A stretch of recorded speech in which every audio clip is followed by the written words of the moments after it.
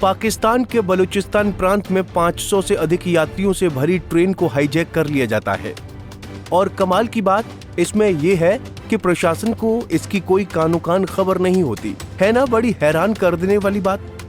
पाकिस्तान में इस हमले की जिम्मेदारी बलूच लिबरेशन आर्मी ने ली।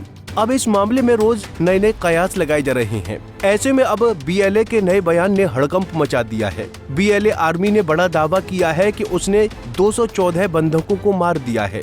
वहीं इसे लेकर पाकिस्तान सरकार का दावा है कि उन्होंने सभी बंधकों को रिहा करा दिया है और 33 बीएलए लड़ाकों को भी मार गिराया है।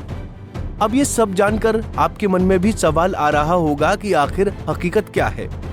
बातों को न घुमाते हुए आइए आपको पूरा मामला बताते हैं। दरअसल बीएलए ने जब ट्रेन को हाईजैक किया तो उसने पाकिस्तान सरकार के सामने 48 घंटों में अपनी मांगे पूरी करने की बात कही। बीएलए ने सभी बलूच राजनीतिक बंदियों को जो पाकिस्तान की जेल में बंद हैं और जबरदस्ती गायब किए गए हैं, उन्हें रिहा करने की बात कही।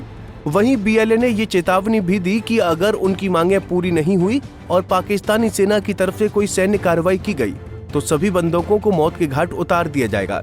लेकिन पाकिस्तान सरकार टस से मस नहीं हुई। ऐसे में बीएलए के नए संदेश ने पाकिस्तानी आर्मी समेत पूरे पाकिस्तान के होश उड़ा दिए हैं। बीएलए ने अब दावा किया है कि उसने अपनी कैद में सभी 214 बंधकों को मौत के घाट उतार दिया है। ऐसे में अब कई सवाल भी उभरते हैं। पाकिस्तानी सरकार क्यों अपनी तारीफों के पुलंदे बांध झूठ का दावा कर रही है और आखिर ये बीएलए है क्या? बलूचिस्तान लिबरेशन आर्मी यानी बीएलए क्या है? भारत पाकिस्तान बंटवारे के बाद बलूचिस्तान में कई लोगों को मानना है कि वो एक आजाद देश के तौर पर रहना चाहते थे, लेकिन बिना उनकी मर्जी से उन्हें पाकिस्तान में शामिल कर दिया गया था। इसी वजह से बलूचिस्तान में सेना और लोगों का संघर्ष आज भी जारी है। जानकारी के मुताबिक बीएलए की प्रमुख मांग पाकिस्तान से अलग होकर बलूचिस्तान देश का गठन करना है। बलूचिस्तान में आजादी की मांग करने वाले कई संगठन हैं। इनमें बलूचिस्तान लिबरेशन आर्मी यानी बीएलए सबसे ताकतवर संगठन है।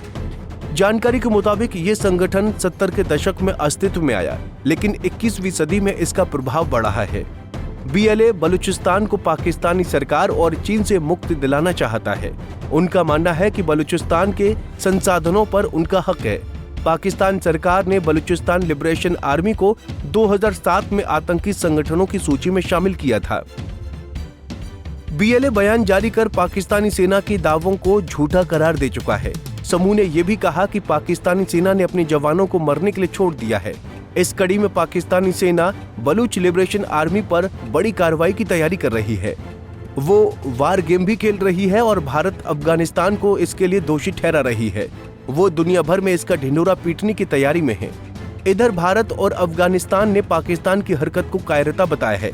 ऐसे में इससे साफ झलकता है कि पाकिस्तान सरकार ये आंकड़ा छुपाकर वैश्विक स्तर पर साफ छवि बनाए रखना चाहती है। बहरहाल बीएलए का दावा है कि ये जंग अभी खत्म नहीं हुई है। ऐसे में पाकिस्तान के बलूचिस्तान में हुए जाफर ट्रेन हाईजैक कांड को लेकर अभी भी स्थिति साफ नहीं हुई है। पाकिस्तानी सेना और बलूचिस्तान लिबरेशन आर्मी के दावे अलग अलग हैं। मौजूदा हालातों से साफ पता लगता है कि बीएलए ने पाकिस्तान को गहरा घाव दिया है।